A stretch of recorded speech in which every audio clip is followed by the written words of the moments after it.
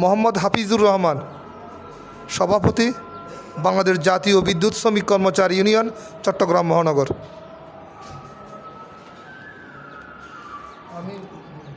গাজী আইয়ুব আলী, সদস্য, চট্টগ্রাম মহানগর বিএনপি আহ্বায়ক কমিটি। একটু কথা বলবো। হ্যাঁ বলুন। আমি তখন ক্লাস 4-এ পড়ি, শেখ সাহেবের জনসভাটা দেখছি।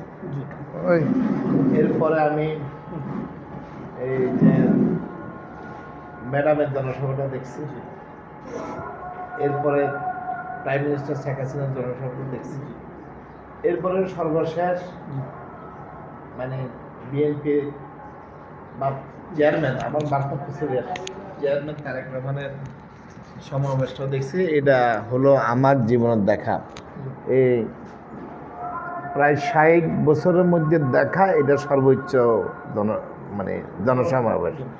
কারণ আগে প্রোগ্রামের 3 ভাগের 1 ভাগ নেওয়া হইতো এবং 2 পাশে খালি রাখা হইতো। এবার আমি দেখছি পূর্ণাঙ্গ মাঠটা নেওয়া হয়েছে একবারে শেষ পর্যন্ত।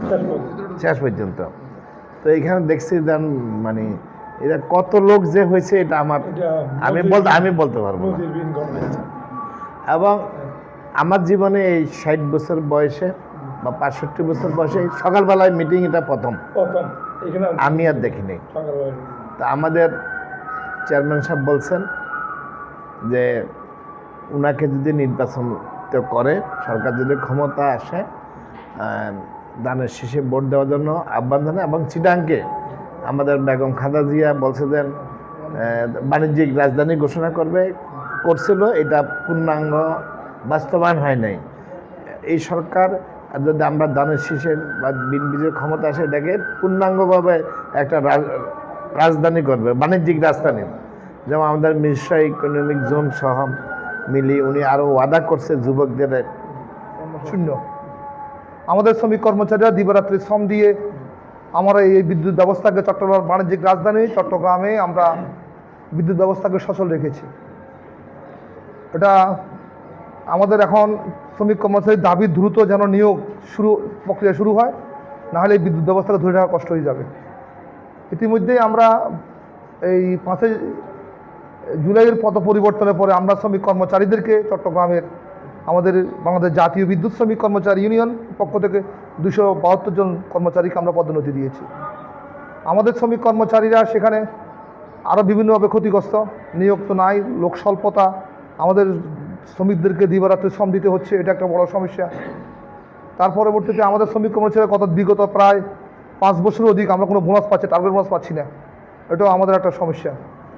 এইসব কারণে আমরা মনে করি যে আগামী যে 12 ফেব্রুয়ারি যে নির্বাচন, এই নির্বাচনে আমাদের যেই বিষয় সেটা হলো যে আমরা মনে করি যে এই নির্বাচনের সাথে আমাদের শ্রমিক কর্মচারীদের ভাগ্য জড়িত আছে।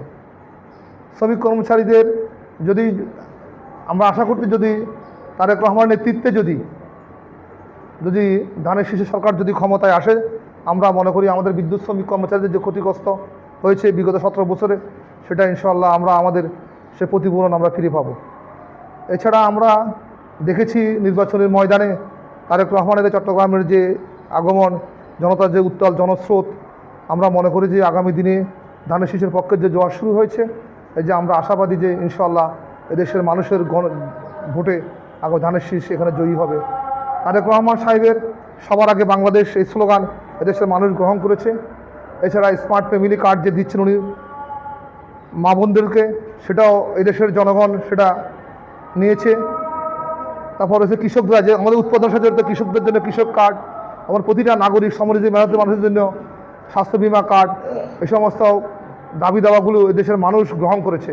এছাড়া এই চট্টলার মানুষ এখানে আমরা মনে করি যে আগামী দিনে আমরা যে এখানে এই বিশেষ করে আমাদের চট্টগ্রামে যে জলবদ্ধতা মুক্ত একটি গ্রিন সিটি হবে যদি বিএনপি ক্ষমতায় আসে।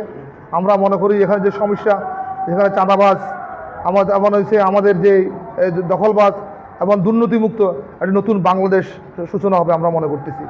এই কারণে এদেশের মানুষ আমরা মনে করি যে তারেক রহমানের পক্ষে যে জনজোয়ার সৃষ্টি হয়েছে, আমরা আশা করতেছি ইনশাআল্লাহ সব কিছু যদি ঠিক